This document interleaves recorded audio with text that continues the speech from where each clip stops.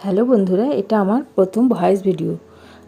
প্রথমে আলুগুলো আমি সেদ্ধ করে নিয়েছি, তারপরে গ্রেট করেও নিয়েছি। আলুতে পরিমাণ মতো কর্নফ্লাওয়ার দিয়ে সুন্দর করে মেখে ডোর মতো করে নিয়েছি। হাতে তেল মেখে নিয়ে ছোটো ছোটো লিচির মতো করে বোতলের একটি মুখ দিয়ে এরকম করে ডিজাইন করে নিতে হবে। দেখতে ঠিক মাশরুমের মতোই লাগবে।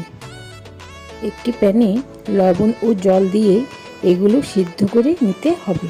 গামলাতে কিছু বরফ জল নিয়ে নিয়েছি। এগুলো ভেসে উঠলে সেই ঠান্ডা জলে দিয়ে দিয়েছি।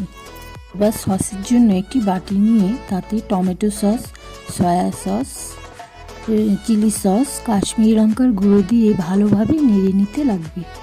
একটি প্যানে সামান্য তেল দিয়ে তাতে রসুন কুচি ও লবণ দিয়ে ভালোভাবে ভেজে নিয়েছি। রেডি করা সস ও সামান্য জল দিয়ে দিয়েছি। ভালোভাবে নেড়ে আলুগুলো দিয়ে দিলাম। ভালোভাবে নেড়ে তাতে একটু কাঁচা তেল ও স্প্রিং অনিয়ন দিয়ে দিলাম। তৈরি হয়ে গেল আমাদের চিলি পটেটো।